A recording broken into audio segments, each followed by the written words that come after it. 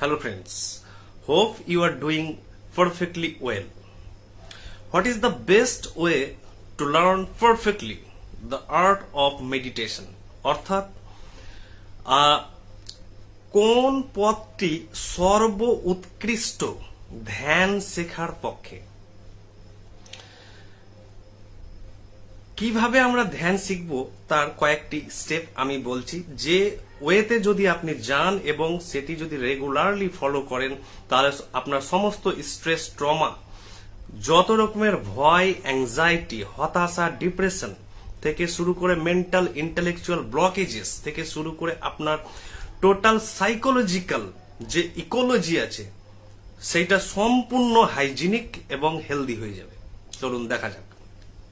তো প্রথমে ধ্যান করার জন্য একটি নির্দিষ্ট স্থান সিলেক্ট করুন, অর্থাৎ নির্দিষ্ট বলবো না, যে কোনো স্থানে যে কোনো জায়গায় ধ্যান সম্ভব, অর্থাৎ meditation is possible at all Times at all places. সর্ব জায়গায় সর্বস্থানে ধ্যান কিন্তু সম্ভব এবং যে কোনো সময়, ব্রহ্ম মুহূর্তম বা ভোরবেলায় বা সকালবেলায় নির্দিষ্ট স্পেসিফিক টাইম বলে কিছু নেই। এ ধ্যান হচ্ছে টোটালি সাইকোলজিক্যাল ব্যাপার। তো প্রথমে আপনি ধরুন বাড়িতে আছেন বা কর্মক্ষেত্রে আছেন বা অফিস বা ট্রাভেল করছেন বা বাসের সিটে বসে আছেন বা যেখানেই থাকুন, আপনি বসে পড়ুন রিল্যাক্সে, অর্থাৎ আপনার সিটিং পশ্চার হবে টোটালি রিল্যাক্সড, অর্থাৎ সেখানে কোনো ডিফিকাল্টি, সেখানে কোনো আড়ষ্টতা, সেখানে কোনো প্রবলেমস থাকবে না বসার সময়। এবং সেই বসাটা কি পদ্মাসনে বসতে হবে? নো, যে কোনো বসা, অর্থাৎ আপনার বসাতে যদি আপনার কোন রকম ফিজিক্যাল এবং মেন্টাল সাইকোলজিক্যাল যদি কোন রকম ডিসকমফোর্ট, অস্বস্তি না হয়, তাহলে that is the best posture of meditation. এইবার আপনি বসুন, বসার পর টোটালি রিল্যাক্স হয়ে যান। শির দ্বারা কেমন থাকবে পিঠের? ভার্টিক্যাল, অর্থাৎ স্ট্রেট, কিন্তু নট টু স্ট্রেট, সোজা, প্রচন্ড সোজা থাকবে না, কিন্তু ভার্টিক্যাল, একদম স্ট্রিক্ট থাকবে না। সেখানে একটা রিল্যাক্সেশন থাকবে ঠিক হিপ জয়েন্টের এখানে, কোমরের এই যেখানে আপনার স্পাইন শেষ হচ্ছে সেইখানে রিল্যাক্সেশন থাকবে। যে টোটাল স্ট্রেট করে যদি রাখেন আপনি শরীরকে, তাহলে আপনি ক্লান্ত হয়ে যাবেন এবং শির দ্বারা টান পড়বে, স্ট্রেন পড়বে এবং শির দ্বারা সমস্যা হবে। তাই আপনি রিল্যাক্সে বসুন, টোটালি রিল্যাক্স। তারপরে হাত কেমন রাখবেন? হাত রাখবেন এইরকম পশ্চার, টোটাল হচ্ছে এইরকম posture. It is the best and most comfortable posture of hands. আপনি যদি পদ্মাসনে বসে এই মুদ্রায় বসেন, যেটা আমরা ছবিতে দেখতে পাই বা ক্যালেন্ডারে দেখতে পাই, সেটি কিন্তু একটা বোগাস, ফেক, স্পুরিয়াস ছবি। সেই মুদ্রায় ধ্যান কখনো সম্ভব নয়। কেন? সেটি আমি একটু পরে বলছি। তাই ধ্যানের বেস্ট পশ্চার হচ্ছে এইটাতে আপনি মোস্ট কমফোর্টেবল থাকবেন আপনি। So now ever sit in a relax posture. বসলেন, বসার পর নেক্সট স্টেপ হচ্ছে যে আপনি ব্রিদিং নেন এবং ছাড়ুন। এই টোটাল প্রসেসটা অফ ব্রেথের হবে নর্মাল, অর্থাৎ না হবে খুব তাড়াহুড়ো, না হবে খুব স্লো, রেগুলার ওয়েতে হবে, ক্যাজুয়ালি যেমন আপনি নেন এবং ব্রিদিং আপনি নিচ্ছেন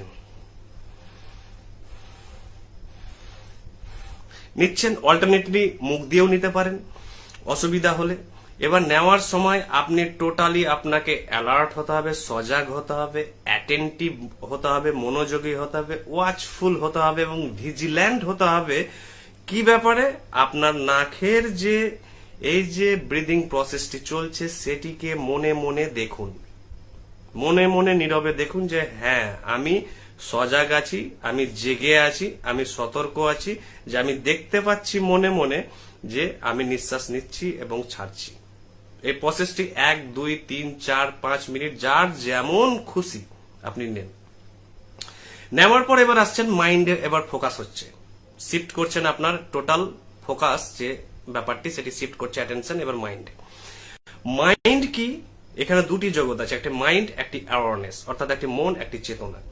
মাইন্ড কি? মাইন্ড হচ্ছে থট, অর্থাৎ চিন্তন, আর মাইন্ড একই জিনিস। মেমোরি অর্থাৎ স্মৃতি একই জিনিস। স্মৃতি কি নিয়ে তৈরি? সমস্ত ইনফরমেশন, ডেটা এবং এক্সপেরিয়েন্স, নলেজ, উইজডম, সমস্ত কিছু আপনি যা জানেন তা দিয়েই তৈরি হয় স্মৃতি। আর এই স্মৃতি সর্বদা অতীতে থাকে, এই স্মৃতি কোনো সময় বর্তমান বা ভবিষ্যতে থাকে না। তাই আপনার সমস্ত জ্ঞান, মানুষের এই পৃথিবীতে সমস্ত মানুষের জ্ঞান হচ্ছে অতীতের, ডেড নলেজ বলা হয়, অর্থাৎ অতীত হচ্ছে dead, already is dyeing or dead. তাই 4টি জিনিস মনে রাখুন, মাইন্ড হচ্ছে information, data, experience, knowledge, memory এবং থট। এই জগৎটা টোটাল এর যে উপাদান হচ্ছে মাইন্ডের জগৎ।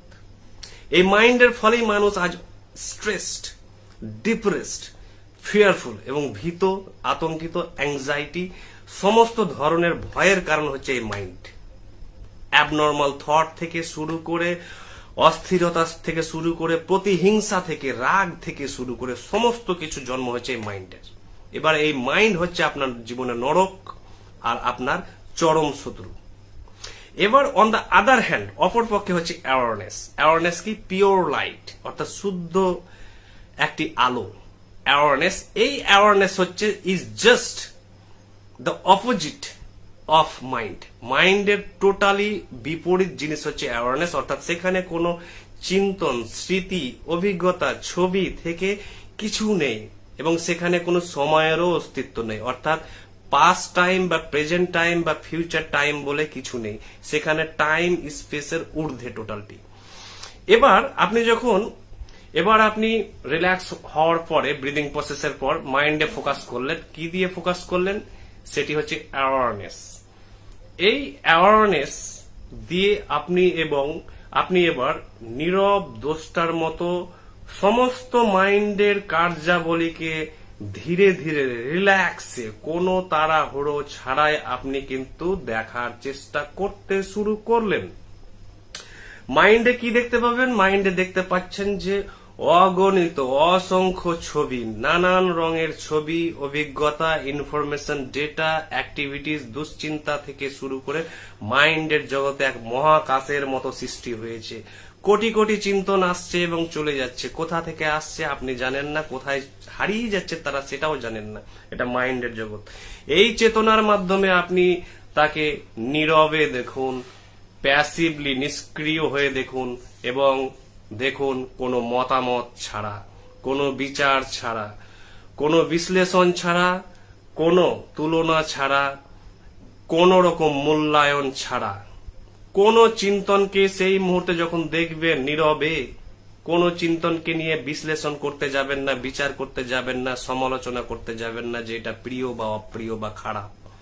যা ঘটছে তা ঘটতে দিন। আপনি একজন থিয়েটারে মুভি দেখছেন, যেখানে আপনি একজন নীরব নিষ্ক্রিয় দর্শক, অর্থাৎ মুভিতে যা ঘটছে, সেখানে যা ঘটছে আপনি দর্শক হিসেবে কিছু পাল্টাতে পারবেন না, কারণ এটি প্রিডেস্টিন, আগে থেকে প্রিসেট, অর্থাৎ ডিরেক্টর, মুভি মেকাররা, প্রডিউসাররা আগে থেকে সিনেমাটি বানিয়ে রেখেছে। সেহেতু একজন দর্শক হিসেবে আপনার কোনো অধিকার নেই এবং কোনো অথরিটিও নেই সেই সিনেমার পর্দার ভিতরে ঢুকে আপনি সেখানে কোনো হস্তক্ষেপ করতে পারেন বা মডিফাই করতে পারেন বা রিমোল্ড করতে পারেন বা রিডিরেক্ট করতে পারেন বা রিসাইকেল করতে পারেন, অর্থাৎ আপনার সেই জগতে কোনো রকম হস্তক্ষেপের অধিকার নেই। সেহেতু আপনি একজন প্যাসিভ, নিষ্ক্রিয়, নিউট্রাল অবজারভার বা ওয়াচার। এবার এটা দেখতে থাকুন। কোন চিন্তনকে ধরে নিয়ে হারিয়ে যাওয়ার কোনো কারণ নেই। আপনি শুধু দেখে যান নীরবে, কোনো মতামত ছাড়া, কোনো নিন্দা ছাড়া, কোনো তুলনা ছাড়া। দেখতে দেখতে দেখবেন যে প্রথমে 10,000 ছবি, তারপরে 5,000, তারপর 2,000, 1,000, 500, 100, 50, 40, 30, 20, 10, 5 এবং শেষে ন্যূনতম কিছু ছবি থাকবে, যে ছবিগুলো চেতনার উপস্থিতির কারণে, because of the presence of awareness, অর্থাৎ আপনার চেতনার উপস্থিতির কারণে সমস্ত চিন্তন এবং সমস্ত ছবি, অভিজ্ঞতা, নলেজ, সবকিছু, তাদের যত রকমের তেজ, অ্যাক্টিভিটি, এনার্জি আছে, শক্তি আছে, সবাই সমস্ত কিছু হারিয়ে ফেলে তারা নিষ্ক্রিয় হয়ে সেটেল হয়ে যাবে একবারে at the bottom of the sea. সমুদ্রের যেমন তলদেশে একেবারে জলের তলে সমস্ত কিছু যেমন সেটেল হয়ে যায়, তেমন সব সেটেল হয়ে যাবে। তারা সব ইনঅ্যাক্টিভ, পাওয়ারলেস, উইদাউট স্ট্রেংথ। তারা দে আর ইন এ প্যারালিটিক স্টেট। তাদের আর কোনো ফোর্স নেই। এই মুহূর্তে চেতনা তারাকে দেখতেই আছে নীরবে। আপনার মাইন্ড ব্রেক হতে পারে, সেই মুহূর্তে ফোকাস ডিস্ট্রাকশন হতে পারে। Bring it back to the main point, bring it back to the main focus, bring it back to the main focus. আস্তে আস্তে দেখবেন যে সমস্ত চিন্তন ছবি সব জিরো অবস্থায় স্টেজে এসছে। এই স্টেজকেই বলা হয়, উপনিষদে বলা হচ্ছে তুরিয়া স্টেজ, অর্থাৎ দ্য ফোর্থ স্টেজ। তুরিয়া মানে হচ্ছে ফোর্থ স্টেজ। এই ফোর্থ স্টেজকে নানান ভাবে আপনি বলতে পারেন, নাম দিতে পারেন। আমি নাম দিয়েছি সাটলেস ডাইমেনশন অফ অ্যাওয়ারনেস, চেতনার সূক্ষ্মতর স্তর, যে স্তরের এর মাধ্যমে আপনি জীবনের সমস্ত দৃশ্যমান এবং অদৃশ্যমান জগতের ব্যক্ত এবং অব্যক্ত জগৎ সম্পর্কে আপনার অন্তর্দৃষ্টি, উপলব্ধি এবং জ্ঞানের সঞ্চালন হবে, যার ফলে আপনি কালজয়ী চিন্তাধারার আপনি জ্ঞানের সন্ধান পাবেন, যেমন সাহিত্যিকরা, দার্শনিকরা, বিজ্ঞানীরা পায়, বা প্রচন্ড যারা মিস্টিক বা অতীন্দ্রিয়বাদী বা আধ্যাত্মিক ব্যক্তিরা কিন্তু সেখানে পায়। ঋষি আমরা বলি বা কারো দার্শনিক বলি, কারো নাম এই জগৎ থেকে সৃষ্টি হয়। এই জগৎ পেতে পেতে আপনার ততক্ষণে মাইন্ডের যা স্ট্রেস আছে, ট্রমা আছে, সাইকোলজিক্যাল ডিপ্রেশন আছে, হতাশা আছে, সব আস্তে আস্তে অদৃশ্য হয়ে যাবে। এই ঘটনাটিকে আপনি 5 মিনিট, 2 মিনিট, 10 মিনিট, 15 মিনিট যখন যখন সারাদিনে টাইম পাবেন করতে থাকুন এবং প্রত্যহ করুন। এবং প্রত্যহ করতে করতে একটি কথা মনে রাখবেন যে কোনো অবস্থাতেই মাঝপথে ছেড়ে বেরিয়ে যাবেন না। Never quit mid way from your meditation. যদি মাঝপথে ছেড়ে দেন, 2 দিন করলেন, 4 দিন করলেন, 5 দিন করলেন, তাহলে it will not work for you. এটা আপনার কোনো কাজে দিবে না। এটাকে পুরোপুরি দিনের পর দিন, সপ্তাহের পর সপ্তাহ, মাসের পর মাস চালিয়ে যান, যতক্ষণ না আপনি একটি ম্যাচিওর স্টেজে পৌঁছাচ্ছেন। ম্যাচিওর স্টেজে পৌঁছানোর পর আর আপনার কোনোদিন ধ্যানের প্রয়োজন পড়বে না, কারণ সেই স্টেজটি তৈরি হয়ে গেছে, সেই ক্রাসটি সিমেন্টেড হয়ে গেছে আপনার মধ্যে। সেটি হচ্ছে দ্য সাটলেস ডাইমেনশন অফ অ্যাওয়ারনেস আপনার তৈরি হয়ে গেছে।